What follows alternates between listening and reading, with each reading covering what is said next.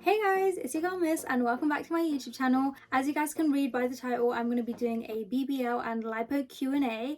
I actually had been asked so many questions since the day of my surgery, so I decided to just collate loads of questions that you guys have been bombarding me with and just turn it into a video. So what I did is I actually went onto my Instagram story and went ahead and posted like a little questions box and picked out a handful of questions that were the most commonly asked ones. And decided to just answer them in a video. Before I get into the first question, if you guys are new to the channel, make sure you go ahead, like, comment and subscribe and click the notification bell so you never miss out any of my videos. Did they achieve what you asked for? Honestly speaking, short answer yes. But with the clinic that I went to, they initially anyway prioritize safety over what you ideally want. So let's say if I wanted like a really super curvy body, they would be like, look, realistically speaking, this skin in your hip area is quite tight, so we won't be able to like put that much fat in. Like, they were just very informative. But yeah, in terms of the results, I'm still in my healing stage, so I actually can't see like what they've done overall. But what I asked for was to get rid of all the fat in my belly, which they 100% definitely did, because like my waist, even though it's still a bit swollen, is super snatched and I'm really happy with that. And also I asked for my hip dips to be less prominent and they've definitely achieved that. Fingers crossed I don't lose any fat in my hips because I'm super happy with them.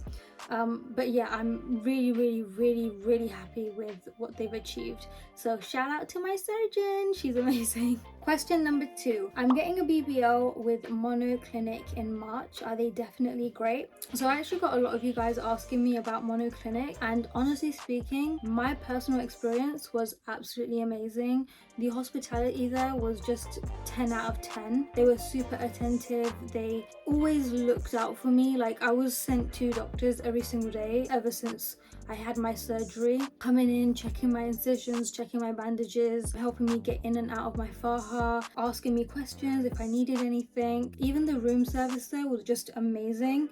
But in terms of like surgery, like I said before, they prioritize safety a lot.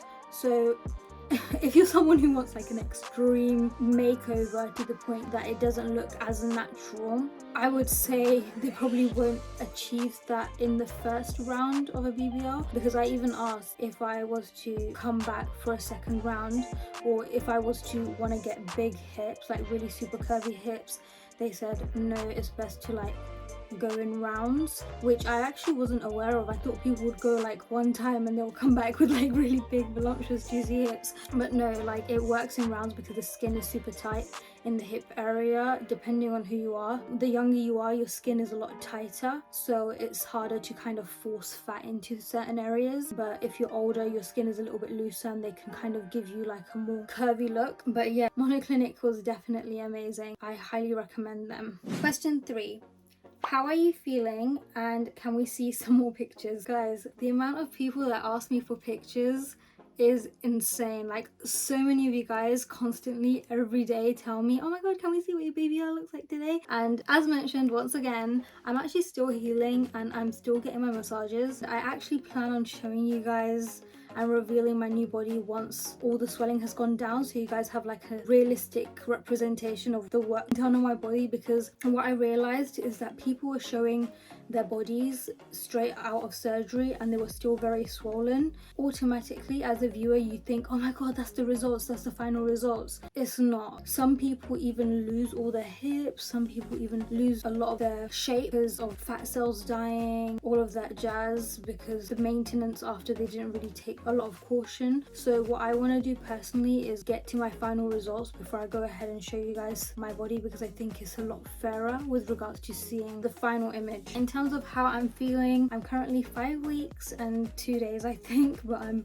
definitely 5 weeks now. I still do have pain in my stomach area because I'm laying on my belly. Yeah, it's just like a tingling sensation. It's also because of like the compression that is on my belly because you have to sleep with your faja on. I have started sitting on my BBL pillow, but not gonna lie, I'm just gonna wait until I can actually sit on my butt because for me, I think the BBL pillow is quite uncomfortable. Currently, I would say the pain has definitely subsided a lot, and the worst pain was definitely from day 1 post-op all the way to day 4 was the most excruciating pain. In week 3, I started feeling some uncomfortable sensations like tingling and stinging sensations from compression when I was going to bed. I think whenever I go to bed, that's when I start feeling quite uncomfortable because of the lipo area healing.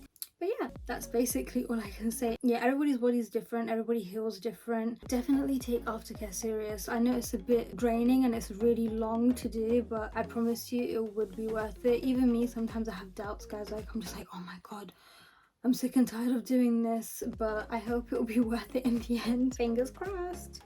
When did you start your massages when you came back to London? So guys, I actually didn't stay in Izmir for long whatsoever. I was actually there for a week. Me personally, I wouldn't recommend flying back to your country until 4 weeks because when you're 4 weeks post-op, that's when you can actually sit on your BBL pillow. So yeah, it was actually really uncomfortable for me flying back after 1 week because I was super swollen. If you guys watched my vlogs, you would see that I was in like excruciating pain. My face was super puffy the next day. My ankles, I don't even think I took a picture, but they were literally like balloons.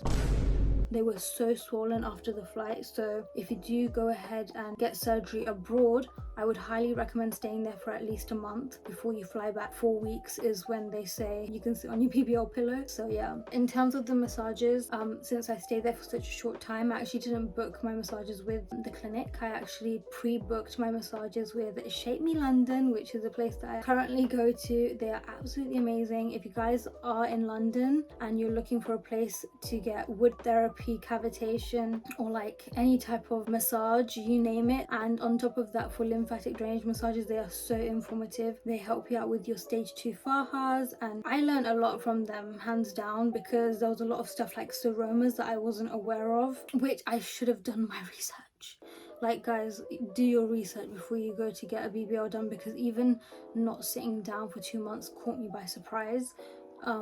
Because I thought it was only like 3 weeks, but that's obviously people that just rush into it, and there's a lot of people on YouTube that have different surgeons and everybody's surgeon recommends different times and stuff. So definitely check out Shape Me London. I'll probably leave a link in my bio. I highly recommend. They're just amazing. I'm currently on my 7th or 8th massage, I don't know, but the way that they snatch your waist after one massage is insane. So what lymphatic drainage massages are is that they actually help you prevent seromas, which is like liquid buildup. I'm not too aware of what it is, but it's just like liquid buildup from like the lipo, and long story short, they just help reduce swelling and to help you heal a lot quicker and to prevent seromas, which is why it's super important that you get them done. Otherwise you're gonna have to like get yourself drained again, which isn't a cute experience.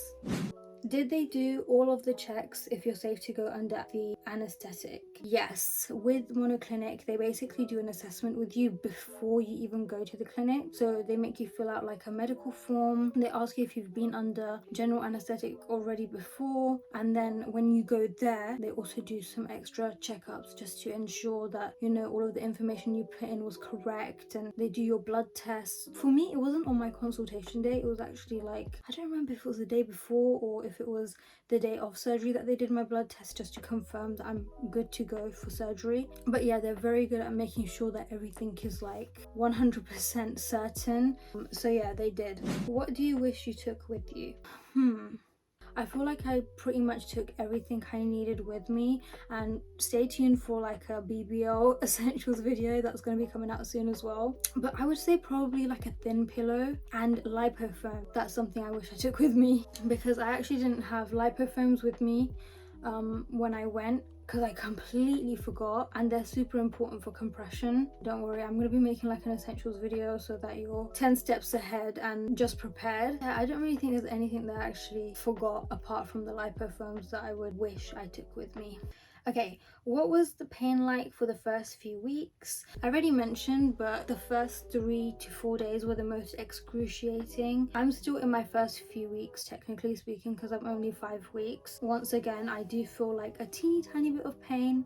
It's not too bad, but it's just when I go to bed and I lay on my belly, I have to kind of adjust. Sometimes I put a pillow on my lower belly just so that it doesn't touch the mattress completely, because the mattress is quite firm that I have. But other than that, I think definitely the first 3 to 4 days were the worst.